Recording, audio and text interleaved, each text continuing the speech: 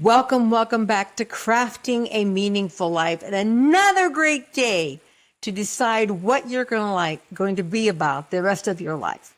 This is never too late. This is never too early.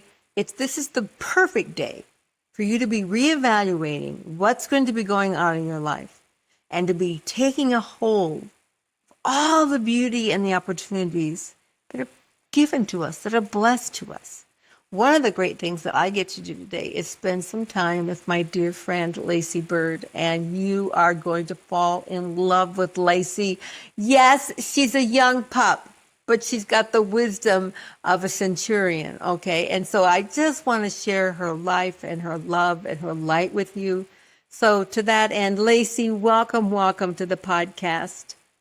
Thanks, Mary. I'm so excited to be here with you. You are just a bright light yourself, and I love that we get to have this conversation. This time together really works, just sharing. I always feel like when I'm on my podcast that I never even think about really my listeners and that there's somebody else out there behind this camera and that, thousands of people are listening. I just think about how fortunate they are to just get to listen in on our private conversation. I know, right? There's so much gold there. Yeah, it's just an invitation to all of you to join and to learn from us today. All right, so Lacey Byrd, everyone wants to know a little bit about you. I mentioned about what a young pup you are. How old are you? I am 32 years old. I'll be 33 this year in October. There you go. But yes, I do feel like I've lived 100 years. Right? Even though that Lacey and I are 50 years difference in age, we share so much of the same heart. And that's why I really wanted to have you on the podcast, Lacey, that it doesn't really matter what age you are. It's never too late and it's never too early to step into this beauty of who you are. Yeah. All right. So I want people to take people back so they can learn a little bit about you and get to appreciate the distance you've come in 32 years. I first met with you and your husband because you started this great organization in Utah called Breakfast Palooza. And we're all these, it's kind of like this great network of business people, both men and women coming together with networking and talking and great conversation. And I was fortunate to attend one of yours, way up in Camas I drove just so that I could attend. It was so wonderful.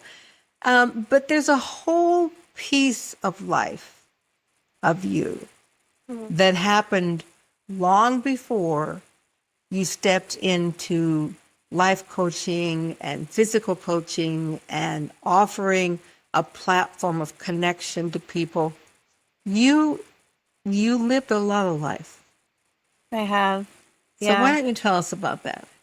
Yeah. So, first of all, I grew up in Oregon, and beautiful area, by the way. But I didn't really draw like the long straw in life, and it's okay though. But I was dealt a pretty stacked deck of cards. By the time I was 3, actually, my life kind of took a different turn. My dad actually ended up killing my mom, and then he killed himself. And so I went into the foster system. I had, I don't even actually know off the top of my head how many siblings I have, but I have multiple half siblings from my mom's side and from my dad's side, but they've never really been a part of my life. So they all went and lived with their other parent when that happened. My sister and I have one biological sister, full blood, and her and I went into the foster system. So 4 years old, I was in the foster system and just already had so much confusion, so much, there was just, those are your developmental years, and it really does make a massive impact on your overall, you're literally, your brain and your nervous system are forming during that time. And you're creating your underlying belief systems about your environment and how you fit into that environment. And I will tell you, going back, I just felt so uncertain about everything. I developed just this massive anxiety towards life. I was afraid of everything. I had no, I don't ever really remember having that, joy of a little kid, just being so free and, and so I got adopted at about 4.5, and still in Oregon, and lived there. So my sister and I kind of grew up there for a while. And over the next 6 years or so, life was pretty good, as far as I remember. Like, nothing huge happened. But I already had such a broken foundation, right? And there was just so much uncertainty. And we were just handling things so differently. And I don't really believe that I had the resources that I needed to even fully develop and process all of it, right? And so at 10, my adopted family, they adopted 3 more girls. And that's when it really just started taking like a downward spiral pretty fast. They had all come from a different situation.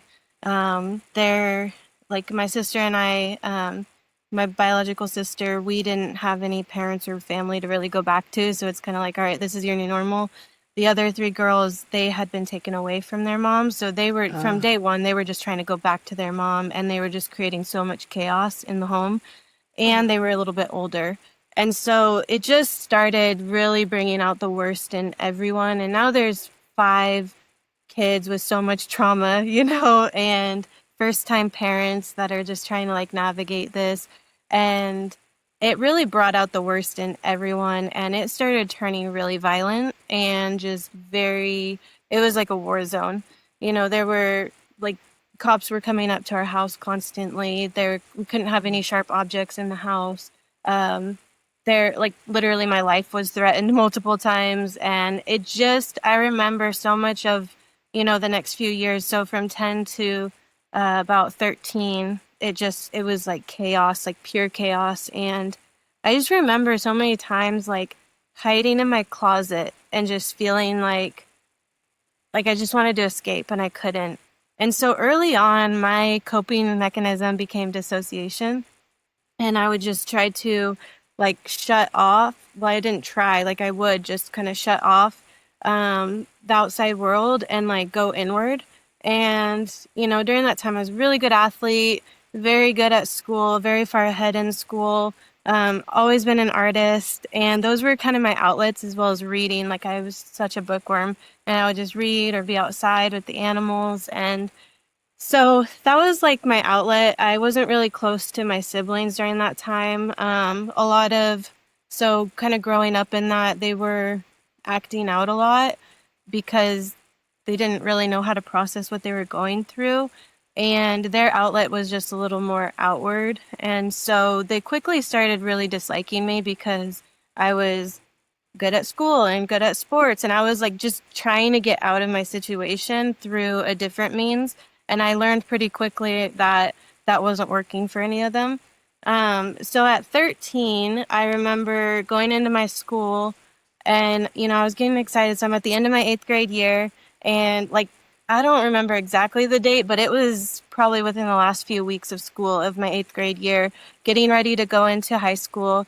I had already been recruited for varsity sports in high school, and I was just really excited for that next stage and season. And I walked into school, and I was pulled into the principal's office right after getting to school, and there were several DHS agents there.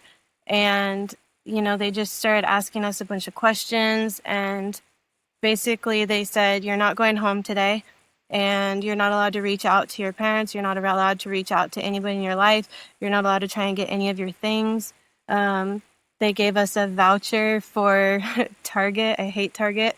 They gave us a voucher and we're like, here, go buy the essentials. Go get some new things. They gave us a garbage bag full of donated items. And I remember, my first night, I stayed in multiple temporary foster homes over the next 3 years, just going through that process. Because we were taken away. It was an emergency, taken out of the home.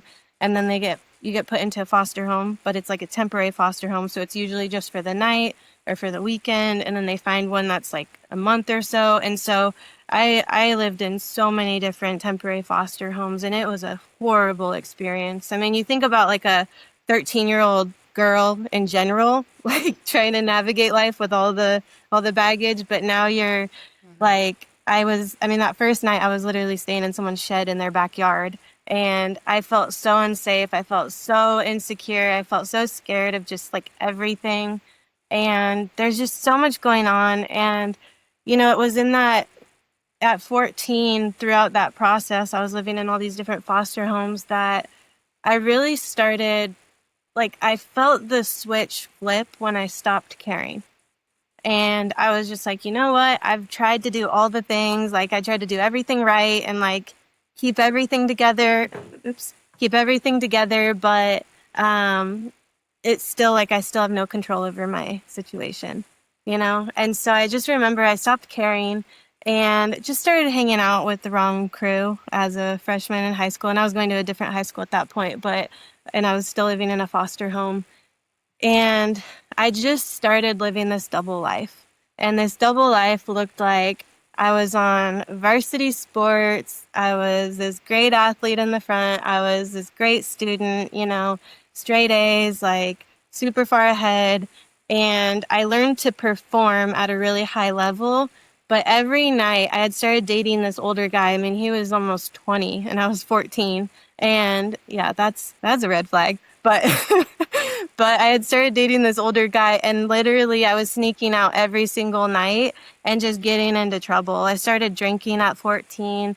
Thank goodness I didn't get into any like harder drugs or anything like that. But I just remember this dichotomy of this double life that I was living, and I was just burning myself out at such a young age, just trying to feel accepted, trying to find somewhere that I belonged, trying to like do all the right things, and just not really having good mentorship, not really having a place where I felt like it was home, like it was comfortable, like I could just like let all the baggage down, and be safe and be loved. And I didn't know it at that time that that's what I was needing or seeking, but I was just seeking for it in all the wrong places. And fast forward, that developed into my adult life, and I just struggled with relationships. I struggled with just like my own identity. And so at 16, I ended up graduating high school, and I started college early and moved out on my own. And for the first time, I had that autonomy that I wanted so badly my whole life, that like nobody's ever going to tell me what I can or can't do again. Like now I have control of my life. But with that came I'm the master. Yeah. yeah, but I had so many walls, and there was not a single person in my life that was inside of those walls, you know? And yeah, so it was just, I carried around so much pain and so many walls for so long, and it just caught up with me in my young adult life at about 21. Hmm. Well, I think I used to say that exact same thing when I was your age. I think I've lived 100 years of life in this little bit of wedge of years. But my life, Lacey, didn't even compare to the things that you experienced at such deep personal levels from such a young age. And from the child abuse, to being put in a foster care system, to then enduring, an additional people inserted into the family where you had just begun to feel some safety. And then I think one of the key pieces that you talked about is that if I had just known or understood what I was looking for. Yeah. And I kept trying to get all these pseudo ways to fill my bucket, but they weren't filling my bucket. So the behavior over here just kept getting worse and worse, grabbing for more and more to fill the bucket. How did you come, and what brought you to the point of this isn't working? Yeah. And so what's next? Well, I got married really young, actually, I was 18 when I got married, and I actually ended up marrying my best friend's brother. And her family had kind of taken me in a little bit during that time. She was a friend during, my high school years, and so it was just kind of a natural progression, maybe not supernatural, but that it was just my brain was kind of like, okay, well, this is the next step then. Her brother had taken a liking to me. So what had happened so many times in my life and I didn't know this, I didn't have the language for this at all during that time. But looking back, I can kind of narrate it, is that I went where I felt wanted. So if it didn't matter who they were, I didn't have a standard, I didn't have any kind of belief system about what I wanted or what I felt I deserved. And so a lot of times I found myself surrounded by people that would abuse me, that would just not really care about me. So because I didn't have that like belief system within myself, and I didn't even see my own value, because going back, my early, like my deepest wound and my deep core wound is abandonment and feeling of worthlessness and feeling like I don't matter. And so that played out so many times throughout my life, kind of growing up. It would affect the people that I hung around, the places that I went. And so I would find myself just gravitating towards really anyone that would give me attention, or like I felt a sense of want. Like if someone was looking at me or treating me as if I was a burden, I would pick up on that really quickly, and I would just kind of disconnect from that. And so that actually, I'll bring that up later, but that plays a huge part into how I believe in change and helping others and being there for others, is, not looking down at them or trying to help them or fix them, but to lift them up. And so all that to say, I got married really early. It literally did not last long at all. And then I found myself at like 20 years old, divorced, completely just lost in where to go and what to do and who to be in life. And I had finished school, and now I was working. So I started out as a welder and had, risen the ladder to a corporate office job at an aftermarket auto parts store. And I was kind of just in that season, just, nothing, like I wasn't really going after anything, didn't really have any ambitions. Like I was just trying to not rock the boat and to just survive, really, that survival state of mind. And that was actually when I met Nate, my now husband. I was at the gym, and he was at the gym, and this was in Vancouver, Washington. And he had started to pursue me, and I was just not interested at all. Like I was like, he went down that road, not going down that road again. Like I'm not going to be controlled by somebody. I'm not going to deal with that, Talk to me when I'm 40. Until then, leave me alone. Right. And it was just so recent, and I was just not interested at all. And he just kept coming, and he just wanted to build this friendship. And I was like, okay, fine. So I let the wall down just a little bit, and we started working out together. And then we just started going and hiking. If you've been to Oregon, Washington, the gorge is incredible. Beautiful. Spent so much time out there hiking. That's like my oasis. I love being out on the hiking trails. And, it just progressed so quickly. It went from me being like, no, no, no, to we just built such a deep friendship over the next year. And, he was so different. Like, I was like, this guy's so different. Like, he's not doing, and like I had learned to test people, right? To see their true nature, because I expected a certain reaction out of people. And he just kept responding differently, and I couldn't make sense of it. And I just started trusting him. Anyways, so we actually got married in Alaska. We went up to Alaska, got married on Christmas Eve. And we just, it was like, wow, like everything's good. We have this great relationship. And then we went from Alaska, and we were like, let's go move to Southern California and become personal trainers to the celebrities. And so we did. We packed up our Pontiac Vibe with 2 suitcases each, and we drove from Alaska to Southern California, and we started building. And I will tell you, we ran through our savings so fast. Life got very stressful very fast. We were in our first year of marriage, and just, as I'm sure you've probably witnessed and seen, like that before the marriage and after the marriage is kind of different. Like it's a whole new journey. It's a wake-up call. Yeah. Now we're like building to oneness. Like now that we've made this commitment, we're building to oneness. Well, we weren't. We were just reacting off of each other. Life got stressful and it went downhill quickly. And so we found ourselves it was before our second year of marriage.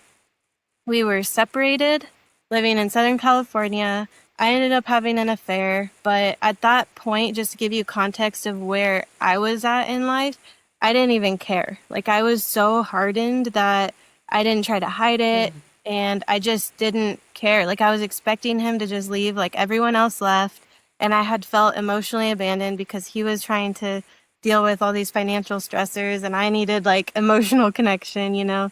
And so it just unraveled so fast. And we were separated for a year and 2 months. And during that time, there was not a single day that I was by myself, because everything over the past, I was about 22. So everything over the past 22 years, I had never actually looked back at any of it. And I was just running so hard away from it. So even at that point, Nate didn't know a lot of what I had experienced in life, because I was just keeping it down, keeping it hidden, keeping it buried, and just running away from it. And what happened was I hit my personal rock bottom after a year and 2 months of, excessive drinking, partying, being out constantly, like, stimulus, being distracted, all these things, right? Trying to fill that void, because what happened was, if there was even a moment that I was like really by myself and in that silence and stillness, I started, because I didn't have any emotional intelligence at that point. Like, I couldn't describe my emotions or what I was feeling. I couldn't express myself. I couldn't really put language to any of it. And so I started having a panic attack. Every time I would start to have all these things come up, it would come out as this panic attack. I would start hyperventilating, and I just couldn't. So I would numb it and keep myself in that box of numbness and stoicism, and just like nothing really above or below that. And it really came to a head, and I really came to the end of myself. That's the best way I can say it, is like, I just came to the end of myself, and I was like, I can't do this. I was just like, I was living this double life again, that never really stopped. But on the front side, I was building this incredible business. I was training really high profile clients. I was in Southern California, being invited to all these mansion parties and yacht parties, and, around all these people. And on the backside though, my hair was falling out. Like, no one really knew me or what I was going through. I didn't have real deep connections. I was still just performing and then living in isolation and pain and turmoil. And so really it all came to a head about 10 years ago, actually, almost 10 years ago. And through that process, that's a longer story, but through that process, like, I remember somebody said, it's always just going to be the same crap, different toilet with you. And I know, that sounds kind of out there, but like, for some reason, I get it. It's a great visual. Yeah, for some reason that phrase like really just struck me in that moment, because I realized up until that point in my life, I almost had this like 2-year window with the life I was living. And then like relationships would get deeper, and they would get to a point of discomfort and vulnerability, which I didn't know how to do. And so I would just kind of like upend all of it and move on to the next. And then I would have these same types of relationships in my life, the same roles, but different faces.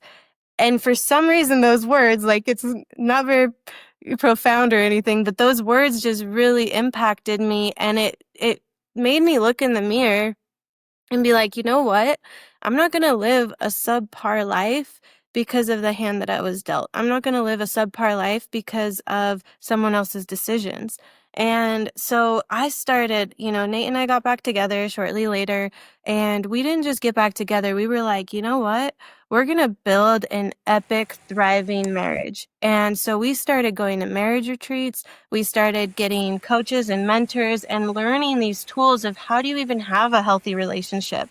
Because, to be honest, like, neither of us really had those tools, right? Like, we would just we didn't know how to really communicate. We didn't know really how to resolve conflict or talk about our own feelings, let alone hold space for the other one. And it was all fun and games, in that first Yeah. 2 years when it's just like kind of, fun getting to know somebody. But really when life gets tough, that's when those real relationships matter, right? And the depth of them. And so we started building, and then through that, I came across just a lot of shame and trauma work and understanding and being able to put language to. So I've done a lot of art therapy and just understanding and being able to, number one, put those memories back in, because I didn't have a lot of those memories at this point of my childhood, of growing up, of all these things, let alone the language to put towards how I experienced it and how it made me feel. So I definitely couldn't convey that to someone else, right? Because I couldn't even process it myself. And so the past 10 years for me has just been this journey of pulling back the layers of the onion and really just deeply understanding myself and why I do what I do, and understanding and being able to seek to understand myself, my husband, those around me. And, through that journey, it's built this incredible compassion and empathy within me for others, especially those who didn't really grow up with the tools, because I've invested so much time, energy, money, effort over the last 10 years to be able to get the resources that I have. And I just know that if I would have had those when I was younger, or if there were people that were actually showing up for me in the right way, how much that would have transformed my experience. You know, you've said so many powerful things, Lacey, that I just want to have a deeper discussion on, but I'm going to pick one of them. Okay. I'm going to pick the one where you said, which is for me was very impactful, when you said, I would go anywhere with anyone and do anything that I thought wanted me. Mm. And sometimes it's hard to put words to those feelings when people are feeling them, feeling abandoned, not belonging, unlovable, not worthy, never enough. Right. And in my walks of life, I easily have met over 500,000 people in my time. I've not met one of them that hasn't experienced those feelings to some degree or another. So it says to me that they're probably a part of this existence. There's no way to completely ignore them and get out of this life free of them. It was meant to be that we all experience those things. You experienced them to a greater depth than most. Yeah. And when you talked about having this affair, you said, it didn't really matter to me. I thought about your other statement about I would go anywhere. So here pops up a guy that said he wants you. He wants to take care of you. Here's a belong and you have this and take care of you, nurture you, great sex, all these things, take you out, blah, blah. The other relationships, not that it wasn't important to you. Right now you were responding to the immediate person that was in front of you, showing you where you can belong. Yeah. And it's less of a betrayal to your husband than it truly was in the end, a betrayal to yourself. Yep. Yeah. Yeah. And I didn't know, again, I didn't have any of this language. I was literally just reacting to my environment, reacting to everything in life. And I think one of the most powerful things that I think anyone can do, it's so funny because I don't know if you know this, but I'm working on my doctorate in behavioral psychology now, and I'm that's obsessed. awesome. I'm obsessed with neuroplasticity, neuroscience, behavior change, understanding how do you really create, because research shows that up to 97% of our daily actions as adults, we're operating on autopilot, and up to 90% of that was created before we were even 7.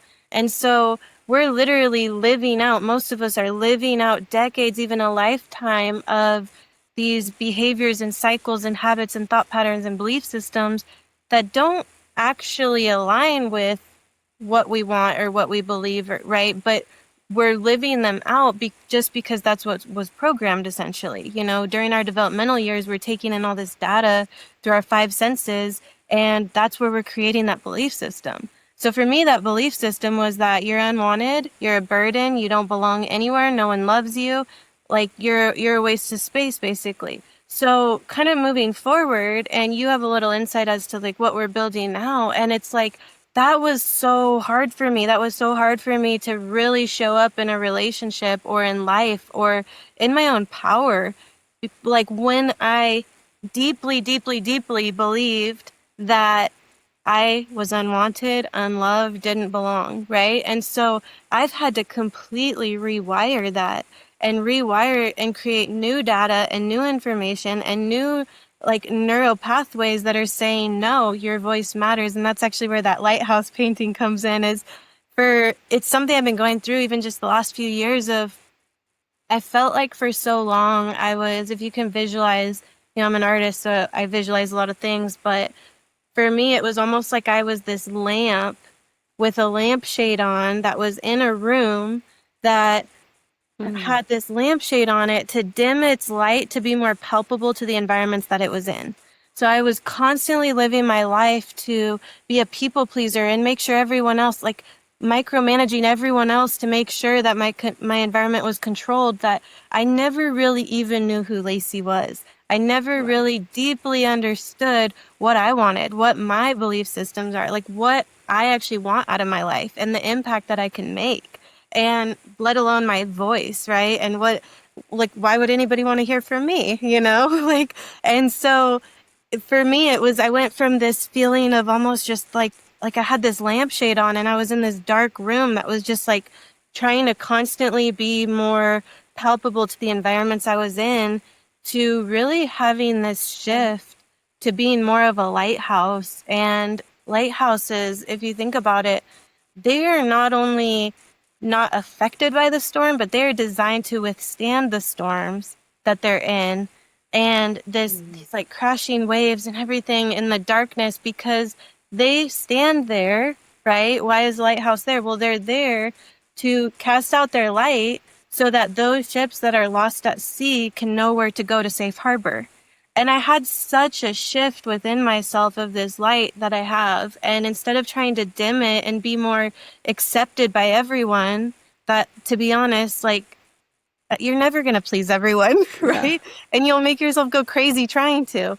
And shifting from that to actually really getting to know Lacey and build this strong foundation that could withstand these storms, but not only withstand them, they could stand in the storm, not hide from the storm. They could stand in the storm and be there for others so that others know that I am a place of refuge, that they can come to me. There's nothing that they can say that'll make me look at them in any different way, look down on them, and I will be there. And not only will I be there, but I can walk through that storm and out of it with them without it tearing me down. And that has taken a long time to get to that point. But I, like you said earlier, like you believe it so deeply in your bones that we all need this oneness. Like I do too. Like I can't tell you, people always ask me, like I've done so many podcasts and interviews like this, and they're like, well, what, like you're so strong. Like, how did you get through all this? And I will tell you, I might not even be alive right now, let alone living the life I am, if it was not for my husband. He loved me unconditionally when I had never experienced that in my life. I was acting like a Tasmanian devil. I was just creating chaos in my life, looking and wanting so badly. Like you look at like this rabid dog or this dog at like an animal shelter and it's just like growling and barking, but like all they really want is to be loved, right? And it's like, that's how I was acting. But deep down, all I really wanted was to be loved through it and to like have somebody that I could really trust in. And that was him for me. He went through a lot and really, really was there for me through that time and wasn't looking down at me, wasn't trying to fix me or change me, but really met me where I was at in that rock bottom and walked through it with me. And that, more than any personal development, more than anything I've learned or any tools, like that is the change. And now I will live my life till my last breath being that for anybody that I can, being that one person that responds differently when they're pushing your buttons, right? They're expecting you to leave and they're pushing all these buttons, but you don't, because you see what they actually need and want through it. And you're not trying to change them, you're not trying to fix them, but you can be there for them, but also inspire them that there's more on the other side of that. And that's how I live my life today, is just that place of, I don't love sharing my story, I'll be honest, but every time I do, there's always one person who's like, thank you so much for putting language to what I was feeling, you know? And so I'll continue. Like, I'll definitely have those people that are like, that's a lot. Why are you sharing that? Right? Like, you're a little too open. TMI, you know? But at the end of the day, it's like that's what we need. We need connection. We need real connection, not comparison, not like posturing, pretending like we're all perfect and have it together, because really none of us do. And at the end of the day, something that you said about your trip, like, we're all so similar, right? Yeah. Different environments, like, call it different things, but like, we all have those same needs and desires. And that number one need and desire is to be seen, heard, and valued. And to be that person, and to be that person for others is, I mean, that's the real glow up. When I've had that similar experience, Lacey, where people, after I've done some sort of talk, depending if it's the right audience, and you'll know how, you know what I mean when I say that. Some people, just going to go like this, so let's go ahead and talk at this level. Other people are like intent, and you're going to hit them right here. But sometimes they've had those opportunities where people have said, all right, that's a lot. You really, it makes people uncomfortable. Yeah. And my response usually is, what is the fear if you listen? What are you afraid of if I tell my story? Mm-hmm. I just want people to think about that for a minute. Well, I'm afraid that it might get other people to think they want to do that. Mm-hmm. Really? Does my story sound like something you want to experience? No. Well, I'm actually afraid that it's going to make it normal for people to do this. If this happens to Mary Crafts, it could happen to anybody. So I don't want it to be normal. Okay. We'll talk about that for a minute. What is the other fear? And eventually, Lacey, we get down to, I'm afraid that I will have to look at myself. Yep. That's always the bottom line. We will go to the craziest degrees to protect ourselves from having to look. And yet, as you and I both know, that is the exact thing that allows us to heal.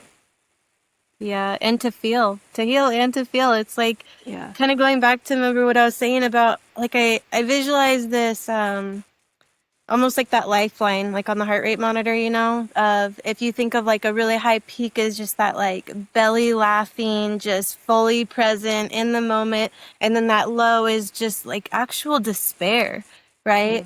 But if you really look around, most people, their emotional intelligence is happy, sad, angry, and hungry, right? Like, it's so limited in the language, because so then, and you know what? Anger is a secondary emotion. It's not even a primary emotion. Yeah. So it's like anger comes because you're feeling some pain, or you're feeling hurt, or whatever it is, right?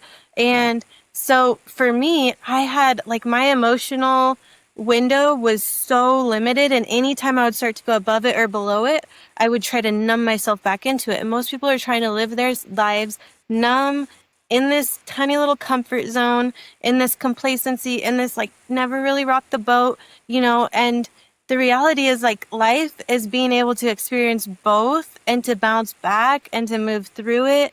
And I will tell you, that's been the most freeing thing I've really done, is to be able to get those tools for myself, to be able to, like, not be afraid to cry, not be afraid to have those emotions and let them out. And because it's also allowed me on the flip side to be able to, like, just be so present and so free in the moment on a positive note, and it's like you have to be able to experience all of it in life, and to not let it define you, and to not try to run away from it or numb it or hide it. And I think our culture especially, and I'm sure a lot of cultures, well, many cultures are actually way worse, right?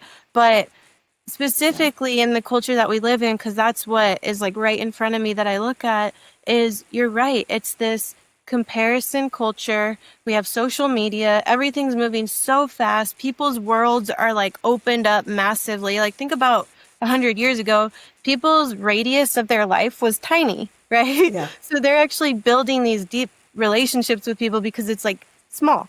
And now you have, right, people are connected with the world essentially, and they're comparing to someone else's highlight reel. And so people are conditioned to just show the best parts of themselves and think that that is Oh, yeah. life and that is thriving. When in reality, like true connection comes when we're experiencing the hard points together as well as those high points, not just coasting here. Like you'll never impact anyone trying to please everyone and trying to just be like palpable, you know? And what a boring life. Right. Boring yet ultimately completely stressful, because Yes. you're trying to stay in this box that society, your parents, the community, your siblings, your teachers, whoever they are trying to, because they're afraid of what would happen if they let you sing free. Yep. So they want to keep you here. So many parents see that as a protective thing for their children, to keep them Yeah. in the box. Someone's going to protect them because they're afraid that they don't know how to seek love healthily. Yes. And that's the skill set that we want to teach. Yeah. I want to teach our children. I teach my grandchildren. You teach Yeah. all the community that you interact with. Briefly, before we end, I have two things. I have a favor. Yeah. We're out of time, but I want you to do two things. One, I want you to show your lighthouse picture. And Okay. let's see if we can get a little glimpse of that. Lacey is an incredible artist and paints in a lot of mediums. Oh my gosh, girl. That is the most beautiful ocean picture of just what's coming around us. We don't know whether to be fearful of it or to embrace it, but one way or the other, we need a light through it. Yes. And that's what you are. Yeah. The way you I were mean- able to catch the light in that lighthouse. So I actually used gold. So I used gold under, and I mixed it with the paint and did gold undertones so that the actual light would reflect off of the light. Yeah. Because, anyways, artist hack. Yeah. I'm hoping that you're in some showings that people can come and see this kind of incredible thing. Also, at the end of this podcast, we're going to include Lacey's link to her personal social, to her company, how you can track her and find her and learn more about her, where to buy her paintings. So, Lacey, you have to send me that email with all those links so I Yeah, can I put them all at the back of your podcast. I will. The one last thing. Place to get to everything is just my Instagram, Lacey Mystery Bird, and all my links are connected on there. Great. Lacey Mystery Bird. I love that. Now, one last thing. We've talked about a lot of stuff, a lot of trauma, a lot of darkness. But at this point, I mean, you've finished high school, you've gone through college, your master's program, you're in the middle of your doctorate on living life the way you want it lived, that you want to lift others to insight into this. And one of the things you do to create that is that you and your magnificent husband, together, you have created this company. How can people connect with you on that level? So we create, we have two different communities and brands that we have. We have the Breakfast Palooza, which the Breakfast Palooza is a fun, engaging, it's more focused around personal, professional, relational growth for entrepreneurs, where our goal there is to bring the community of entrepreneurs together. And again, in a culture, in a world where everyone is comparing to each other, they're really, a lot of people are just living isolated. They're performing on the outside, pretending like they have it all together, but they're isolated on the inside. And in entrepreneurship, that is so hard. because you're already like going a completely different path and going against the grain, right? And you're dealing with so much with that. But then to do that all alone, when your goal is ultimately to create value for the world. So that's what Breakfast Palooza is it is a celebration of entrepreneurship. We have philanthropists, we have investors, we have entrepreneurs, innovators that come together and they're out there creating value for the world. And this is just their fuel up. So we have amazing food, we have performers, we have musicians, we had a magician at our last one. We have just this fun, exciting day of connection and collaboration. And then our other one is more focused on business and education, and that's called Acquisition IQ. So we have a nationwide network of individuals that are buying companies, selling companies, and then the service providers that help make it all happen. So the M&A service providers. And we're actually in the middle of a 15-city tour right now. We have literally just hit our halfway point. So we have Dallas tonight, and then 15 cities, 15 events over 6 weeks. So we're building that out, and we have a conference that we do all surrounding teaching people how to buy and sell businesses. And because if you don't know, we're going into the largest wealth transfer in history right now, and most business owners have no idea where to start when it comes to their succession plan or exiting their company. And so many entrepreneurs, especially millennials, they want to understand, how do I buy a business so I don't have to bootstrap and start from zero? So that's what we're doing. It's a lot of fun. We are community builders, marketers, and educators. And so that's what we're doing. I love this acquisition AI thing. I being a baby boomer, born in 53, had my company for 35 years. And then it came time to transition. Even though I was selling it to my children, I was smart enough to get help. Yep. I didn't want to ruin the family. I wanted to be fair to both sides. I didn't know how to navigate the contract. So I spent the money and we hired a professional. And I love that you're doing workshops on this, that people can come and learn right from a workshop, even not having to hire their own private, you know, transition person. That's brilliant, because everyone in the baby boomer generation is going to pass on something. And so they're going to exit it one way or another, right? And why spend your whole life and so much of your time and energy building something that's just going to fizzle out or die off? Or like, why put so much into something that you don't hand off to somebody else who can do even more with it, right? And to really pass it off. And, you know, at the end of the day, our goal is to collapse time and increase quality of life for people that are out there making the world a better place. And so that's what we do. We bring the right people together, collapse time for them to be able to move the needle forward, and then just really go after bigger and better levels, you know, and be that space for them. Well, thank you for your time today, Lacey, and your light. And you are just such a radiant woman. Most people would never guess what you've gone through. You know that. Well, that's the goal. I don't want people to look at me and be like, oh, she's broken. She is so broken. That's right. They want to look at you and they respond without knowing any of your background, just to know, wow, she's amazing. And that's how I think of you. I don't think about your background. I think about you. Wow, she's amazing. So thank you for being on my podcast today. And to all of you listeners, I invite you to follow her social media just for true inspiration. She is inspiring. She is knowledgeable. She's experienced. But the one thing I've learned to appreciate most about Lacey is that she's vulnerable. She's willing to lay it out there. Not just the stuff that's in her past, but the stuff that she's working through right now. And that is a gift to all of us. Thanks for being with us, Lacey. And until next time, remember that I see the divine in you. Namaste. Crafting a meaningful life.